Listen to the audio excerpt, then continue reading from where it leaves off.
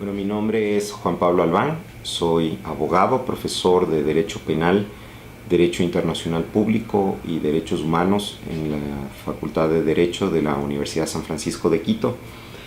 La Fiscalía de Cotopaxi ha tenido la gentileza de invitarme a plantear algunas ideas sobre una cuestión que es bastante importante, sobre todo a raíz de la adopción del Código Orgánico Integral Penal y ahora mucho más con la discusión y probable adopción del Código Orgánico de la Salud en el Ecuador. Esto es, la responsabilidad que corresponde a los médicos por eventuales negligencias en el ejercicio de su profesión.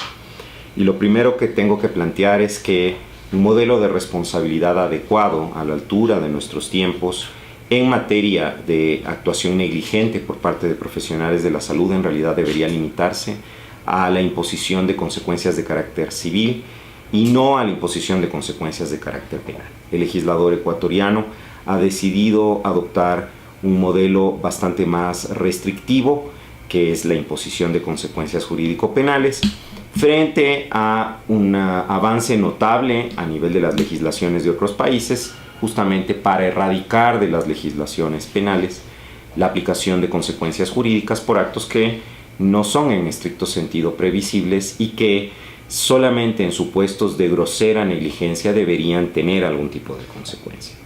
La razón por la cual en el Ecuador se ha tomado la decisión de avanzar en una legislación penal que castigue ciertas conductas de los médicos que podrían caracterizarse como actos negligentes tiene que ver con una sentencia dictada por la Corte Interamericana de Derechos Humanos en contra de nuestro país, justamente a raíz de un escenario de mala práctica médica ocurrido en un hospital privado de la ciudad de Quito. El caso, conocido como el caso Albán Cornejo y otros, es un caso que fue decidido hace ya más de una década por la Corte Interamericana. Una joven quiteña ingresa de emergencia con un cuadro de meningitis a una casa de salud privada y es dejada al cuidado de un médico residente que toma una mala decisión en cuanto a la provisión de un medicamento. El médico tratante, un reconocido neurólogo del país, se había ausentado a descansar. La joven murió como consecuencia de un choque anafiláctico, precisamente porque la dosis del medicamento frente al cuadro que presentaba no era la apropiada. Y se inició un proceso penal que, como solía ocurrir en años pasados, antes de la adopción del COIP, no avanzó a ningún lugar. La responsabilidad de los médicos se determinaba desde el punto de vista penal a partir del uso de las figuras del homicidio inintencional y de las lesiones culposas. Y había normas expresas, sobre todo a nivel del Código de Ética de la Federación Médica Ecuatoriana, que impedían que los profesionales de la salud dictaminaran en asuntos en que estuvieran comprometidos sus compañeros de profesión. En este contexto, obviamente, el proceso fue descartado, la acción penal prescribió y la condena al Estado ecuatoriano en el marco de ese proceso tiene que ver justamente con la violación del derecho a la tutela judicial efectiva. El mensaje que le envió la Corte al Estado ecuatoriano en el marco del proceso tenía que ver con la necesidad de regular de manera adecuada los derechos del paciente y de regular de manera adecuada la atribución de responsabilidad a los médicos cuando incurrieran en actos de grosera negligencia. En ningún momento la Corte Interamericana de Derechos Humanos le dijo al Ecuador que esto tenía que hacerse por vía de legislación penal. Sin embargo, fue entendido a nivel interno como la necesidad de la adopción de normativa penal que castigara este tipo de conductas. En un primer momento se adoptó la Ley de Derechos y Amparo del Paciente, que seguramente ustedes están familiarizados con sus contenidos, y posteriormente, cuando se adoptó una nueva legislación penal en nuestro país, se incluyó varios tipos penales que tienen que ver con la responsabilidad médica. Probablemente el más notable de ellos, porque tuvo una discusión muy fuerte a nivel de la opinión pública respecto a la conveniencia o no de incorporarlo, es el homicidio resultante de la infracción del deber objetivo de cuidado en el ejercicio de una profesión. En general, en el ejercicio de una profesión, y sin embargo los médicos siempre lo vieron, lo siguen viendo, como una norma penal con dedicatoria a ellos. Pero hay otros tipos penales. Por ejemplo, en el artículo 218 del Código Orgánico Integral Penal se tipifica una infracción que antes estaba contemplada en los artículos 12 y 13 de la Ley de Derechos y Amparo del Paciente, que es la negativa de atención a un paciente en situación de emergencia o en estado de emergencia. Además, el artículo 276 del Código Orgánico Integral Penal criminaliza la omisión de denuncia, pero también hay norma expresa que criminaliza la revelación de los secretos que uno conoce en virtud del ejercicio profesional. Entonces hay inclusive normas contradictorias, porque frente a la consecuencia jurídico-penal de no denunciar, siendo un profesional de la salud que ha tenido conocimiento por el ejercicio de su profesión de un hecho ilícito, hay también norma penal que le prohíbe al médico revelar los secretos que conoce con ocasión del ejercicio de la profesión. Entonces, hoy por hoy todo es muy confuso, precisamente porque es una temática no nueva, pero en el Ecuador, desde el punto de vista legislativo, con poco desarrollo hasta el año 2014, que de repente hay la consigna de empezar a aplicar, de repente hay los discursos desde las más altas esferas del poder, empezando por el entonces presidente de la República para la época en que se adopta el COIP, en el sentido de que los profesionales de la salud estarían haciendo lo que quieren y no habría ningún tipo de consecuencia frente a los actos de grosera negligencia.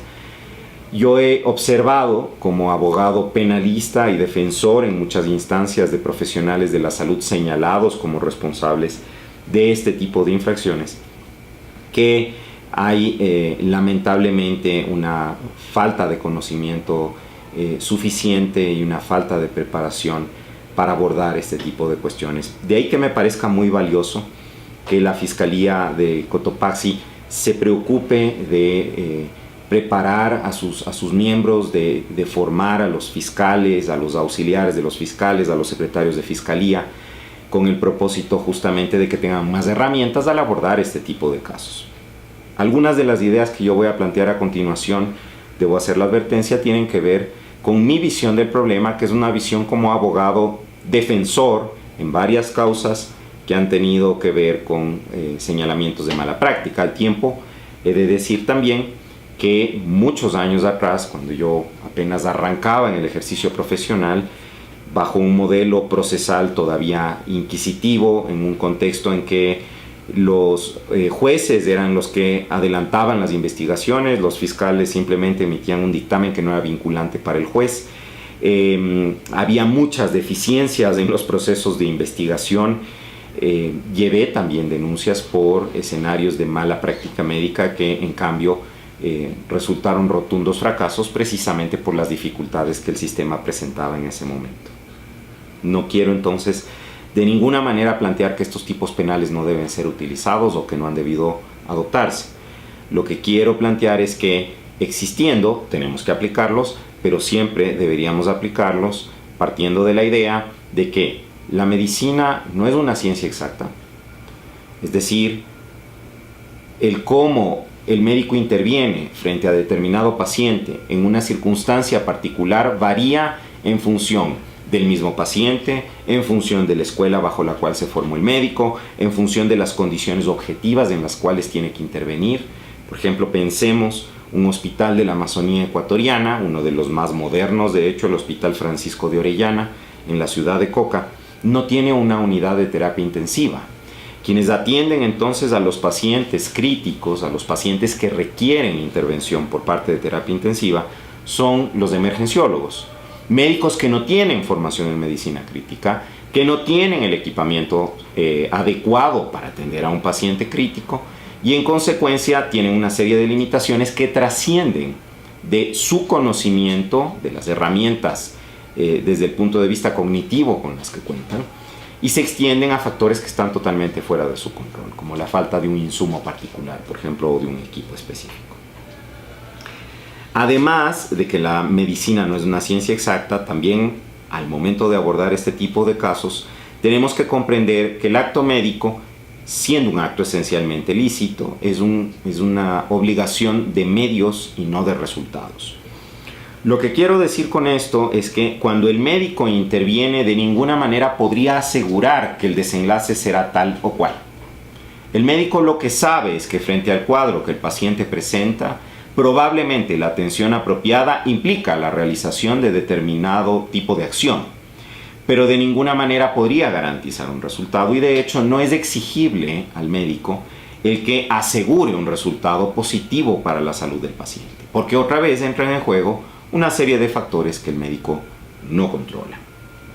Siendo la medicina una ciencia no exacta, siendo el acto médico un acto lícito y una obligación de medios y no de resultados, tenemos que tomar en cuenta además al momento de investigar este tipo de casos en que se alegan supuestos escenarios de mala praxis, en qué medida la supuesta negligencia médica o la supuesta infracción, diríamos ahora, del deber objetivo de cuidado no tiene más que ver con las condiciones particulares de la presunta víctima o con factores que, encontrándose fuera del control del médico, influyeron de manera definitiva en el resultado lesivo, sea la muerte o unas lesiones con un diverso grado de incapacidad para el trabajo.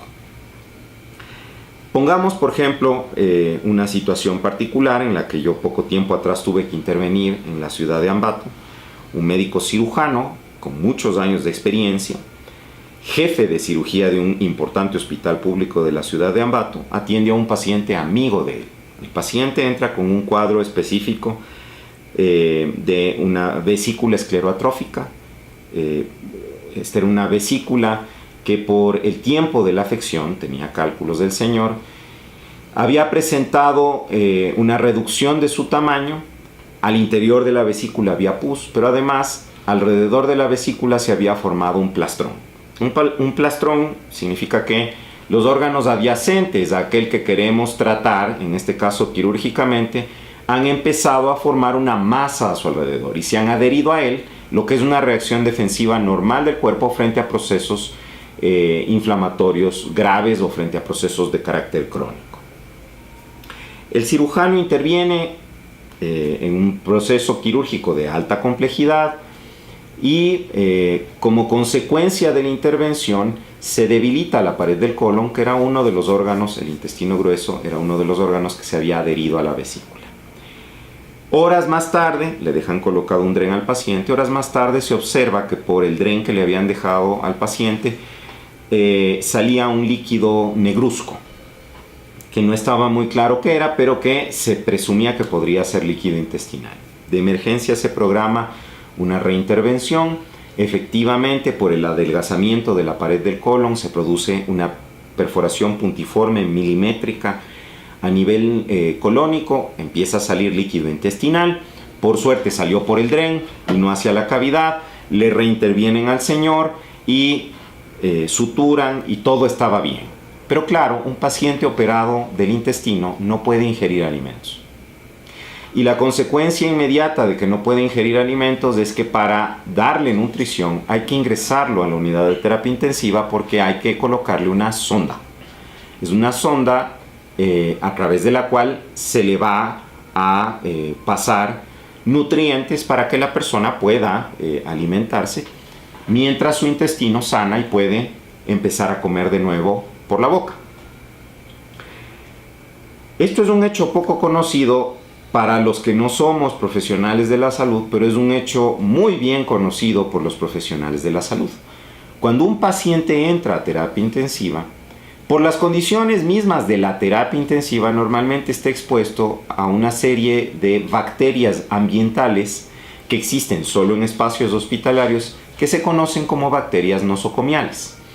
Una de las más frecuentes es una bacteria conocida como Pseudomonas, que produce una enfermedad que de hecho se repite muchísimo en los pacientes que entran a la terapia intensiva, que es la neumonía nosocomial. Se llama precisamente neumonía nosocomial porque la adquiere el paciente cuando ya está hospitalizado, ya está en el nosocomio, en el hospital, y ahí adquiere la enfermedad. El paciente de nuestro caso ejemplo, que es un caso real, insisto, en la terapia intensiva adquiere neumonía y como consecuencia de la neumonía le da un distrés respiratorio. El distrés respiratorio conduce a una falla multiorgánica y el paciente falleció. Claro, podríamos pensar que la causa basal desde el punto de vista jurídico penal para que el paciente haya adquirido la neumonía es que le sacaron la vesícula y como consecuencia de sacarle la vesícula se adelgazó la pared del colon y como consecuencia de eso se perforó el colon y como consecuencia de eso hubo que hacer una intervención para suturar el intestino y como consecuencia de eso no podía comer y como consecuencia de eso tenía que entrar a la terapia intensiva, etc. O podríamos retroceder más en la cadena causal y pensar que el origen del problema es que el señor tenía por más de 5 años molestias de su vesícula con cólicos muy fuertes y nunca había buscado un apoyo médico, porque si lo hubieran buscado más temprano, entonces en realidad todo esto que pasó no habría ocurrido. Hubiera sido una intervención más sencilla.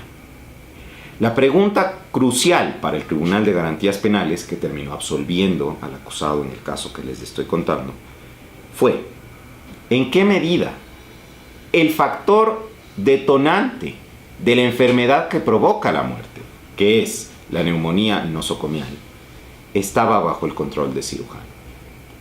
1. 2. ¿Qué teoría para la determinación de la existencia de un nexo causal entre la conducta del acusado y el resultado dañoso debe utilizarse en escenarios como este, cuando abordamos problemas de mala praxis? El Código de 1938 nos proponía una teoría de causalidad relevante, si se quiere, de causalidad adecuada, en que lo que buscábamos era cuál era la causa más trascendente, excluyendo las otras. Algunos jueces, en aplicación de ese código, también lo que buscaban un poco era la cadena causal o el curso causal interminable, retrocediendo lo más que podamos y buscando una causa primigenia. Ninguna de las dos alternativas bajo el Código Orgánico Integral Penal en estricto sentido serían aplicables. Porque si miramos la estructura misma de nuestra legislación penal vigente, encontraremos que el Código Orgánico Integral Penal en realidad tiene una vocación funcionalista moderada. Basta ver cuáles son los fines de la pena, de acuerdo al COIP, para darnos cuenta que efectivamente el modelo es un modelo funcionalista. El modelo propone prevención general como propósito central de la pena y solo de manera subsidiaria prevención especial. Y eso es un indicativo de algo. Pero además, cuando miramos el artículo 22 del Código Orgánico Integral Penal, que nos habla de la generación de un peligro, o el haber ocasionado un peligro, o causado un peligro, o aumentado un riesgo, finalmente eso es lo que nos está sugiriendo la norma, lo que nos está planteando es una visión funcionalista del derecho penal. En ese contexto, tendríamos que usar para determinar la relación de causalidad entre el acto del acusado y el resultado dañoso, necesariamente, una teoría de imputación objetiva. Bajo la teoría de la imputación objetiva, tendríamos que excluir la relación de causalidad o el nexo causal cuando existieran particulares condiciones.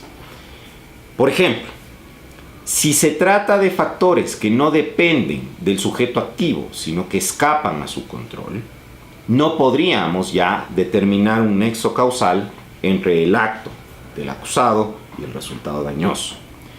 Cuando las condiciones propias de la misma víctima impiden que controle de manera completa el acto aquel que está acusado, no podríamos establecer un nexo causal entre su conducta y el resultado dañoso. En ese escenario, entonces, tratándose de la determinación de responsabilidad de profesionales médicos por el cometimiento de supuestos actos de mala praxis, siempre tendríamos que examinar el contexto. Y no podríamos afirmar, al menos lo que hasta ahora se ha generado como jurisprudencia en este tipo de temas a nivel nacional, así lo indica, no podríamos afirmar que la conducta del médico ha causado un determinado daño penalmente relevante y en consecuencia la necesidad de la intervención punitiva del Estado, cuando en realidad hay una serie de factores que coadyuvaron a la producción de ese resultado y que no estaban bajo el control del médico, porque en ese caso no hay nexo causal, no existe el nexo causal. Entonces, esto es una cuestión que es importante para tomar en cuenta en los procesos de investigación de este tipo de casos, casos en los que se alega que ha habido una mala praxis médica. La otra cuestión que es muy relevante tomar en cuenta cuando se está examinando la potencial responsabilidad de un profesional de la salud frente a un resultado dañoso que presuntamente provendría de una infracción del deber objetivo de cuidado es en qué medida había un riesgo que de manera anticipada era conocido por la víctima, o si no por la víctima, por sus familiares. ¿Esto por qué? Porque cuando se trata de riesgos inherentes a la ejecución de un determinado acto, pensemos por ejemplo en los actos quirúrgicos que normalmente tienen una serie de riesgos inherentes. Cuando uno se va a someter a una operación, le hacen firmar un consentimiento informado. En el consentimiento informado, entre otras cosas, a uno le explican que uno podría sufrir una hemorragia, que uno podría sufrir un shock anafiláctico como consecuencia de los medicamentos utilizados, por ejemplo, para la inducción anestésica, que uno podría sufrir la perforación de algún órgano, de alguna víscera, como consecuencia de las incisiones que se realizan con el bisturí, como consecuencia, pensemos en una laparoscopía, de la entrada de los trócares con los que se practica perforaciones para el ingreso de la cámara y el instrumental médico que se utiliza en el desarrollo de una laparoscopía. A uno se le advierte que uno podría, como consecuencia del acto quirúrgico y por condiciones propias, sufrir una infección y esa infección terminar en un shock séptico. Todo esto son advertencias que normalmente los pacientes reciben. Hoy es muy excepcional, aunque sí es relevante y me referiré a eso después. Es muy excepcional que los profesionales de la salud no hagan estas advertencias. Primero porque las propias regulaciones administrativas que emanan del ente rector en materia de salud en este país, que es el Ministerio de Salud Pública, y la legislación en materia de salud obligan a hacer estas advertencias, a obtener un consentimiento informado del paciente o cuando el paciente no esté en condiciones de prestarlo de sus allegados. Pero además porque los médicos saben que si la persona no conoce cuáles son los riesgos inherentes al acto médico que se va a practicar, eventualmente podría considerar, sin mala fe, de buena fe, podría considerar que ha habido una mala práctica, cuando en realidad no la ha habido. Entonces, existiendo estos riesgos inherentes y habiendo sido advertidos al paciente que se va a someter a un acto médico particular, la pregunta importante sería, ¿en qué medida estos riesgos eran previsibles y en qué medida eran evitables? Objetivamente previsibles y objetivamente evitables. Objetivamente previsibles y objetivamente evitables. ¿Por qué digo esto? Porque normalmente el riesgo, desde el punto de vista del caso ordinario de texto, esa es la forma en la que examinamos cuál es el estado de la lex artis en una determinada profesión. Observamos casos de ejemplo, sobre todo en las ciencias médicas, ¿no? Casos de ejemplo. Entonces, el paciente tiene estas características de esta edad, presenta estos signos vitales al momento del ingreso, se considera que el diagnóstico sería tal y en consecuencia la intervención apropiada es tal y la posible prognosis, o sea, el diagnóstico futuro del paciente es tal. Pero la realidad es que como cada paciente es un universo diferente, cada cuerpo humano reacciona de manera distinta al acto médico, a los medicamentos que se le aplican, etc. La previsibilidad en términos objetivos es bastante limitada. Los médicos saben cuáles pueden ser posibles consecuencias de la intervención que van a realizar, por eso hacen advertencias. Pero no pueden afirmar de manera categórica, y no estaría bien que lo hagan, que tal o cual consecuencia se va a presentar o va a dejar de presentarse. Si es que frente a la previsibilidad, en términos objetivos, atendiendo a las condiciones particulares del paciente y al tipo de acto médico que se quiere realizar, se presenta una consecuencia dañosa que el médico, por su nivel de conocimientos, tenía que haber anticipado y no anticipó, hemos cumplido esa primera fase de determinar si habría una responsabilidad de la persona. Pensando un poco en hacia dónde se dirige esta figura de la infracción del deber objetivo de cuidado en el ejercicio de una profesión. Pero todavía tendríamos que examinar la evitabilidad, porque no basta la previsibilidad. Siendo objetivamente previsible una determinada consecuencia negativa para el paciente que el médico, por su nivel de conocimiento, debió considerar y no tuvo en cuenta, todavía nos faltaría determinar en qué medida el médico estaba en condiciones, en el momento en que estaba realizando los actos de atención al paciente, sean actos preventivos o curativos, de evitar la consecuencia negativa.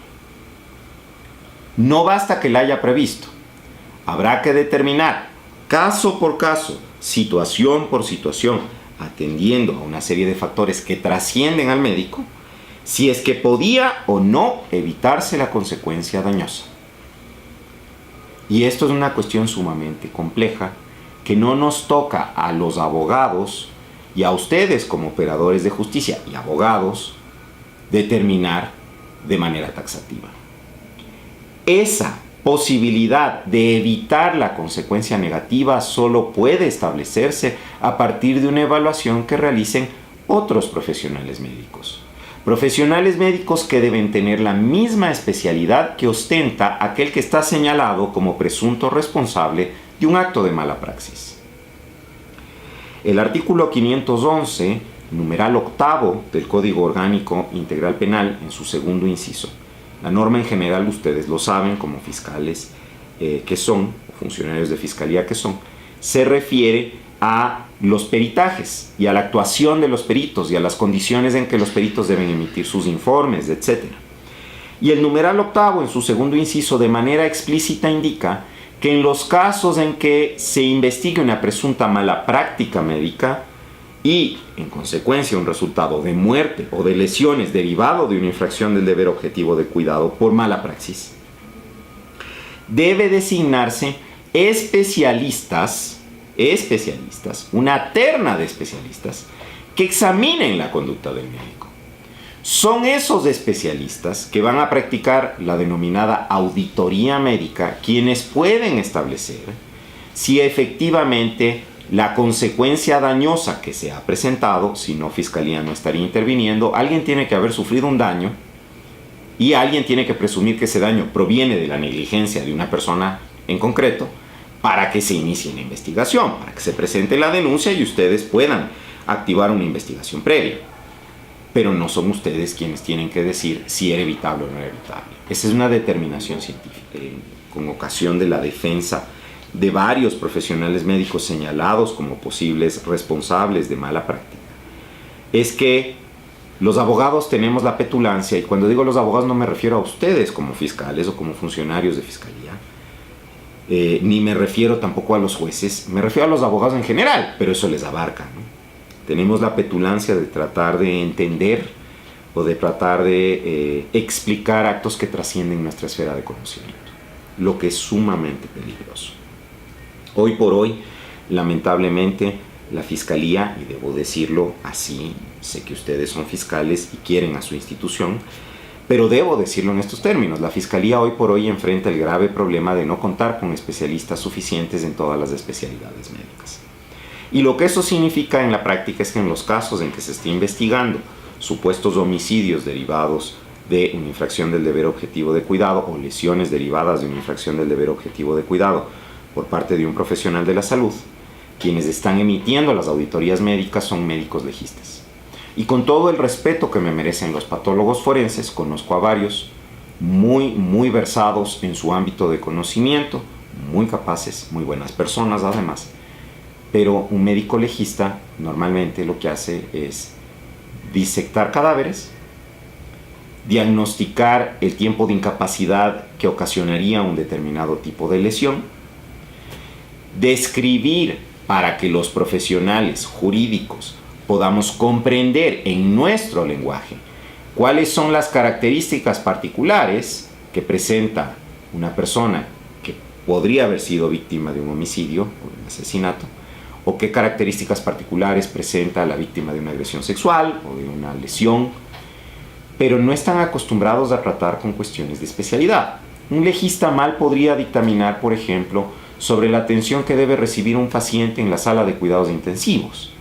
Un legista mal podría dictaminar sobre las consecuencias que podría presentar una persona que ha sufrido una grave afección respiratoria. Eso le toca a un neumólogo.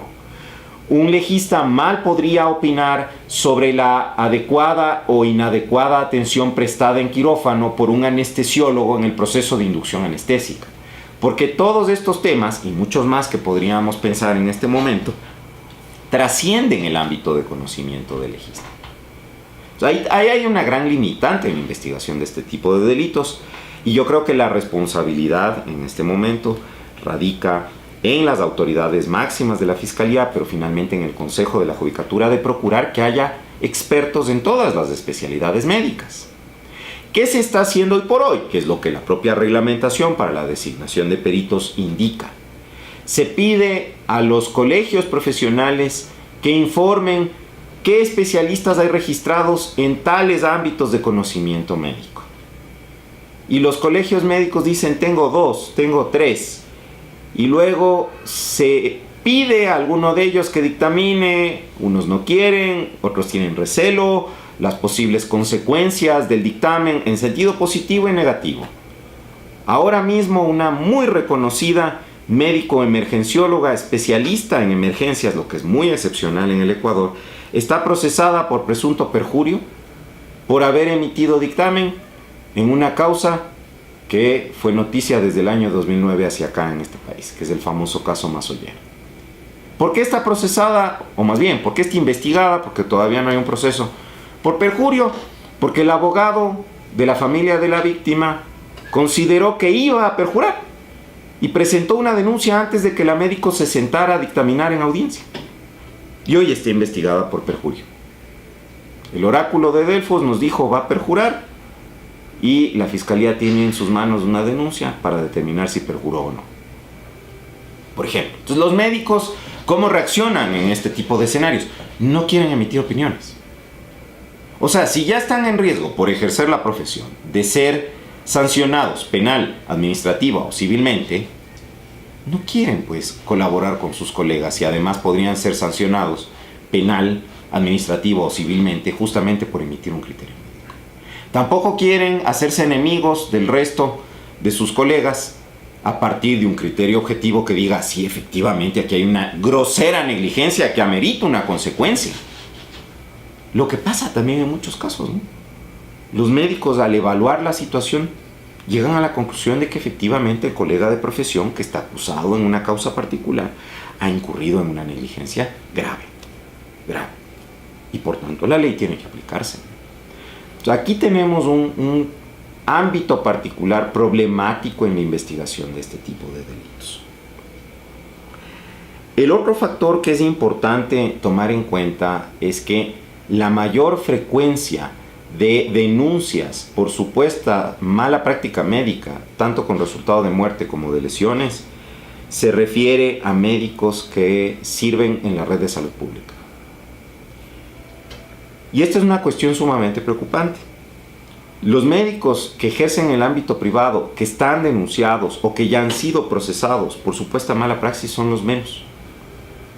Los que están investigados, los que han sido procesados, los que inclusive han llegado a etapas de juicio y han sido unos condenados, otros absueltos, son aquellos que sirven en las casas de salud pública, que dependen del Instituto Ecuatoriano de Seguridad Social o del Ministerio de Salud Pública. Y esto es indicativo de algo. En realidad lo que tendría que estar sometido a un juicio, no penal desde luego, sino al juicio de la sociedad, de la opinión pública ecuatoriana, es la red de salud pública misma. Yo he conocido médicos que, para evitar consecuencias negativas bajo acusaciones de supuesta mala praxis, adquieren ellos mismos los insumos para atender a sus pacientes. Conozco, por ejemplo, cirujanos pediátricos que compran la sutura de su propio bolsillo porque saben que la sutura que proporcionan los hospitales públicos no es de buena calidad. Y frente a un escenario de dehiscencia de sutura, una sutura suelta, que va a ocasionar luego una consecuencia negativa, una peritonitis, pensemos, por ejemplo, el médico prefiere gastarse de su dinero y comprar el hilo él. Conozco médicos que han rogado a las autoridades centrales de la red de salud pública un helicóptero para trasladar a un enfermo desde alguna provincia amazónica y han tenido que verle morirse a ese paciente bajo sus cuidados, no por su negligencia médica, sino porque la red de salud pública no se activó de manera oportuna. He tenido que observar cómo no existen protocolos de atención en la mayoría de especialidades. Nosotros nos remitimos, por ejemplo, en temas de terapia intensiva pediátrica a los protocolos de atención de la Sociedad Española de Pediatría. Nos remitimos para la atención en temas de salud dental, que podría ocasionar en muchos casos hasta la muerte de una persona. Como consecuencia, pensemos, por ejemplo, de una infección, una angina de Ludwig, una infección grave a nivel maxilar como consecuencia de la extracción de una pieza dental. Y en el Ecuador no tenemos protocolos de atención. ¿A qué nos remitimos? A los protocolos de atención del Instituto de Seguridad Social Mexicano en materia de salud dental. Y eso no está bien. La Dirección de Normatización del Ministerio de Salud Pública del Ecuador debería ocuparse de identificar normas relevantes y de proponer pautas mínimas de atención para que los médicos sepan cómo guiar su conducta, pero sobre todo para que el paciente sepa hasta dónde puede exigir. Pero lamentablemente, insisto, lo que tendría que estar en juicio es justamente la salud pública en el Ecuador y no los médicos. Entonces ahí viene un problema sumamente grave también, sumamente grave. Y es que terminan pagando justos por pecadores, porque claro, las instituciones del Estado no van a reconocer su responsabilidad. Normalmente la intervención de la Casa de Salud Pública frente a eventuales señalamientos de una responsabilidad de sus médicos se agota en la práctica de una auditoría interna en la que se dice que todo es perfecto, y la verdad es que no todo es perfecto. A veces la responsabilidad le compete a la propia institución y no lo quiere aceptar, y otras veces, de hecho, sus médicos sí actuaron de manera negligente y les cabe una responsabilidad penal y civil, pero tampoco lo quieren aceptar, porque eso implicaría reconocer que han hecho una contratación inapropiada. Entonces, la gran pregunta que sigue es, ¿cómo superamos este escollo, esta falta de protocolos, esta falta de información al paciente, esta falta de insumos en los hospitales, esta falta de equipos apropiados, esta falta de actualización del personal de la red de salud pública, etc.? Y eso obviamente ya no le toca ni a la Fiscalía ni a los jueces. Eso le toca a las autoridades rectoras de la salud pública en el Ecuador. Sin embargo, los casos en los que se alegan presuntos escenarios de mala práctica médica sí permitirían, por vía de los requerimientos planteados desde Fiscalía como medidas de reparación integral, promover cambios en esa red de salud pública. Yo he tenido la fortuna de trabajar en determinados casos con fiscales que han sido muy creativos al momento de solicitar las medidas de reparación. Porque la labor de la Fiscalía como representante de la sociedad en los procesos penales no se agota en pedir una consecuencia jurídico-penal de privación de la libertad de alguien, o en solicitar que se fije una determinada multa porque la ley así lo dice. Hoy por hoy la ley penal ecuatoriana contempla la posibilidad de la imposición de otras medidas que tienen que ver con la reparación integral del daño. Una reparación que no se refiere al resarcimiento económico, se refiere a otras cosas. Y uno de los componentes más relevantes de la reparación, sin duda, es la garantía de no repetición futura.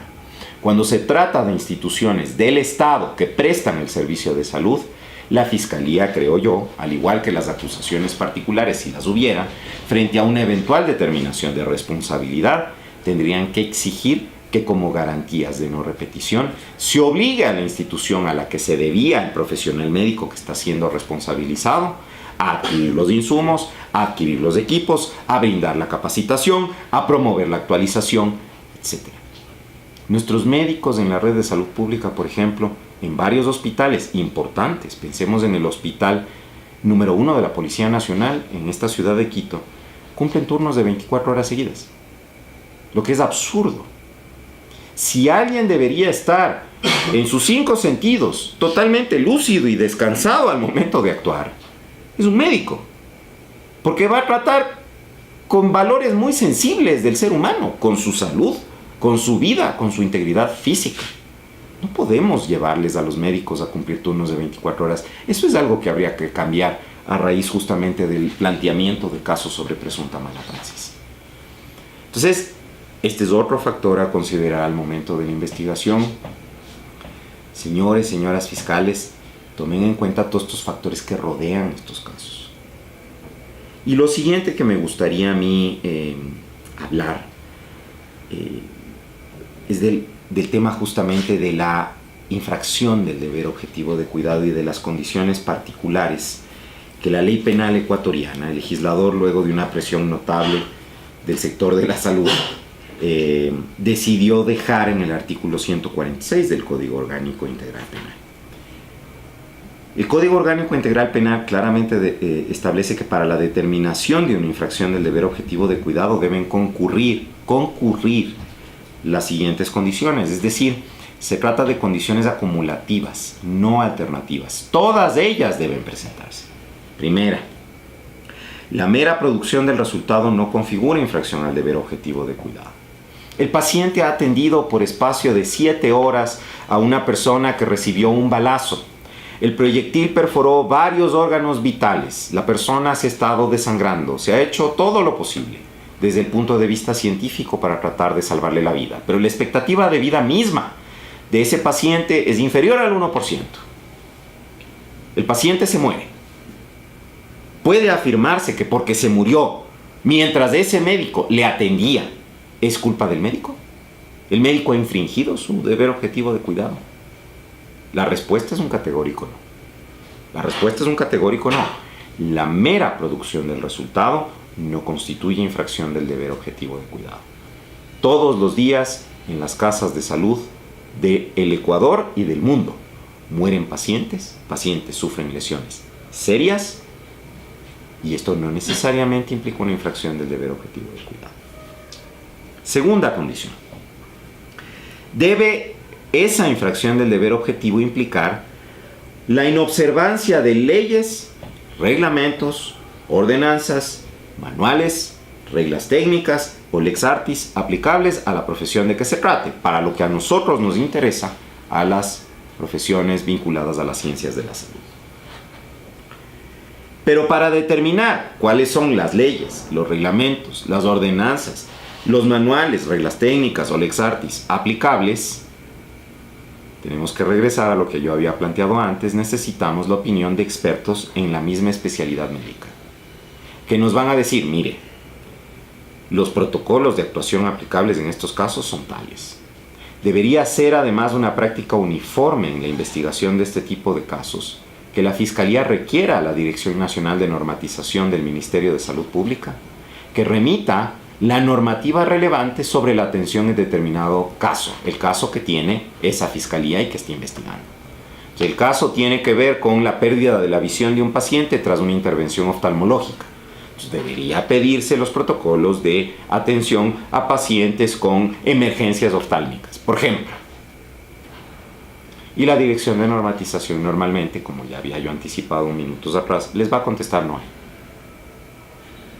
Pero en ocasiones les va a contestar, más allá de que no hay, debería seguirse estas pautas mínimas. Y les va a decir, me remito a los protocolos de atención colombianos, me remito a los protocolos de atención estadounidenses. Este es un paciente que entró por la sala de emergencias. Me remito al protocolo de Advanced Trauma Life Support de la Asociación Médica Estadounidense, por ejemplo. ¿Sí? Pero tiene que acreditarse cuál es la ley, cuál es el reglamento, cuál es el manual, cuál es la norma técnica que se ha infringido. Porque no basta decir, se ha incumplido la lex artis. ¿Cómo sabemos que se ha incumplido la lex artis si no decimos cuál es la lex artis que se infringió? Entonces no basta, y esto es muy importante, señores fiscales, señoras fiscales, como somos fiscalía, afirmamos, se violó la lex artis. ¿Cuál lex artis? ¿Qué lex artis? Tenemos que evidenciar qué lex artis existía y qué se infringió.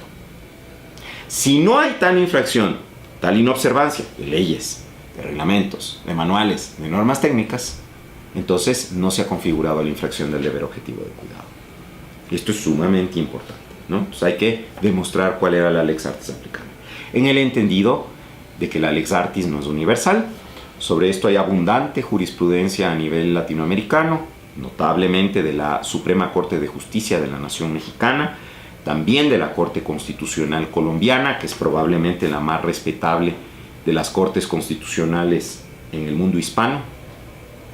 Y es muy claro que la lex universal varía. La lex artis, perdón, varía, no es universal. No es universal. Y eso es otro factor que hay que tomar en cuenta. Tercera condición. El resultado dañoso debe provenir directamente de la infracción al deber objetivo de cuidado y no de circunstancias independientes o conexas. Debe provenir directamente de la infracción del deber objetivo de cuidado y no de otras circunstancias independientes o conexas.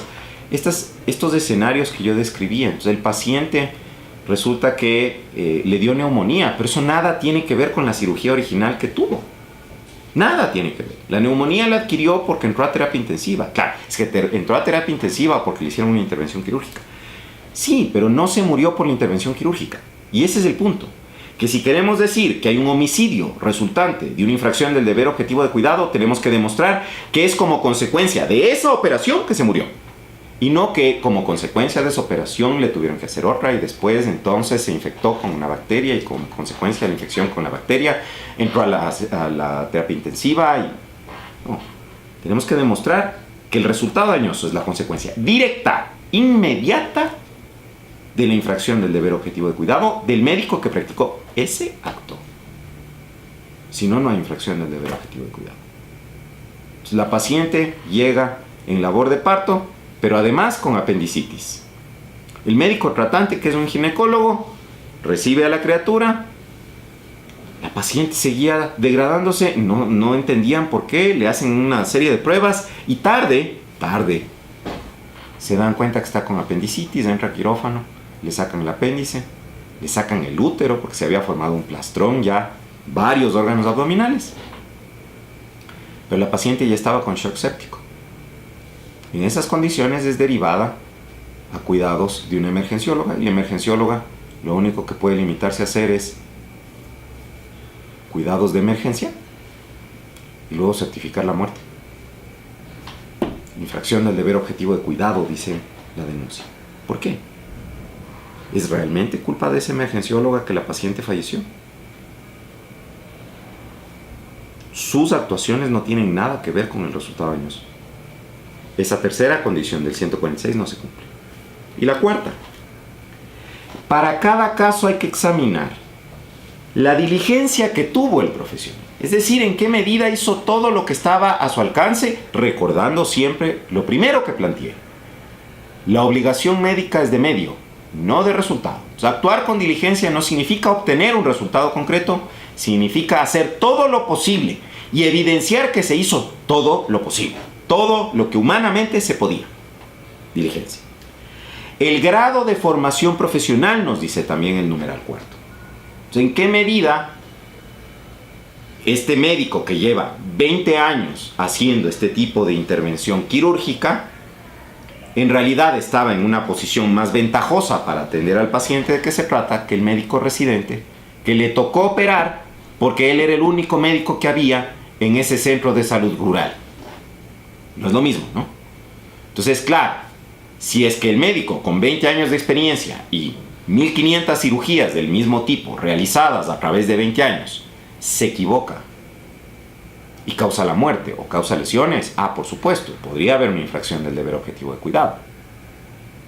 Pero si el residente, en las condiciones adversas en las que interviene y con una experiencia muy inferior, se equivoca, entonces tendremos que tomar en cuenta sus condiciones particulares y probablemente este requerimiento del numeral cuarto no se verificaría. Las condiciones objetivas, que es por donde yo arranqué esta explicación que estoy dándoles, las condiciones objetivas en las que actúa el médico.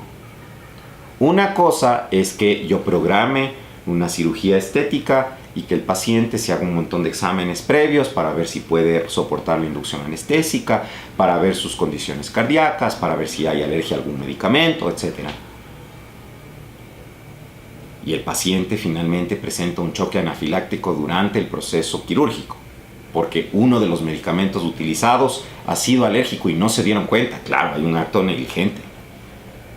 Otra muy distinta es que el médico militar en el campo de batalla que está atendiendo al soldado que acaba de ser herido y tiene que hacerle una imputación se muere porque le da un shock anafiláctico como consecuencia del uso de morfina.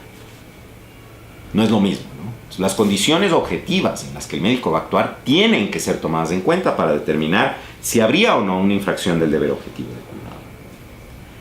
Y lo otro es algo a lo que ya me referí, por eso no voy a volver sobre ello, que es la previsibilidad y la evitabilidad del hecho, pero una previsibilidad y evitabilidad objetiva, no subjetiva. Es que a mí me parece que sí era evitable, a mí me parece que sí era previsible. No es a mí me parece, es objetivamente, se podía prever y no se previó, o alternativamente, objetivamente, se podía prever, se previó y se podía evitar y no se evitó. O no se podía evitar, en cuyo caso no habría responsabilidad. Todos estos factores, señoras fiscales, señores fiscales, deben ser considerados por ustedes al momento de aplicar las normas relevantes en un proceso de investigación por un supuesto delito de mala práctica médica. Y es muy importante que ustedes además, ya voy a ir terminando con esto, se familiaricen con el lenguaje propio de las ciencias médicas. Ni mucho menos pretendo, en la crisis económica que nuestro país atraviesa, en las limitaciones particulares que a mí me consta que Fiscalía tiene, porque eso me consta, realmente yo sé que ustedes son héroes y heroínas que hacen su trabajo en condiciones adversas, ni mucho menos pretendería que haya unidades especializadas a nivel nacional para la investigación de delitos de mala práctica. No sería razonable. Eso no sería razonable. Pero aquellos fiscales a quienes se les va a confiar la responsabilidad de adelantar las investigaciones en este tipo de causas, sí deben tener por lo menos una formación mínima para comprender la terminología médica. Un fiscal, un abogado que va a intervenir en una causa de esta naturaleza, debería saber, por ejemplo, qué es una sepsis y cómo diferenciar un shock séptico de un síndrome de respuesta inflamatoria sistémica. Eso es algo que debería saber. ¿Qué es inflamación y qué es infección? Eso debería saber. ¿Sí? ¿Qué son los glóbulos blancos? ¿Qué son los leucocitos? ¿Por qué aumentan en determinadas circunstancias? ¿Por qué bajan? ¿Qué nos indica una temperatura corporal elevada? ¿Qué nos indica la sudoración excesiva en un paciente? Que nos indica un aumento de la frecuencia cardíaca. Todas estas son cosas médicas que por supuesto los peritos están llamados a explicarnos. Pero más allá del esfuerzo que los peritos hagan por explicarnos, si los abogados no comprendemos ciertos componentes básicos de este animal con el que queremos tratar, no podemos tratar con él. Y ahí yo veo, lamentablemente hasta ahora, un limitante. Me alegra mucho, realmente a mí me alegra mucho la curiosidad que ustedes demuestran, porque el hecho de que la Asociación de Funcionarios esté promoviendo estos procesos de formación y esté interesada en abordar, entre otros, este tema, evidencia justamente la avidez de ustedes de empaparse del tema, para no cometer errores, para no cometer injusticias. Al final, los abogados trabajamos con algo que puede ser igual de sensible que aquello con lo que trabajan los médicos, que es el sentimiento de justicia o injusticia de las personas y valores esenciales como la libertad. Entonces, la toma de decisiones que hacemos nosotros en el ejercicio de nuestras profesiones también puede ser cruciales en la vida futura, un conocimiento por lo menos general sobre la temática médica, más allá de las cuestiones estrictamente técnico-jurídicas. Bajo estos parámetros, yo quiero agradecer la oportunidad que me ha dado la Fiscalía de Cotopaxi de conversar con ustedes. Lamenté mucho no poder acompañarles en la fecha en que debí dar mi conferencia. Me encontraba justamente en una audiencia preparatoria de juicio en un caso de presunta mala práctica médica en el despacho de la doctora Karen Matamoros, pero espero que lo que he planteado a través de este video les resulte útil y quedo totalmente a su disposición para cualquier consulta que ustedes quisieran hacerme. Mi correo electrónico es jalban@usfq.edu.es. Muchas gracias.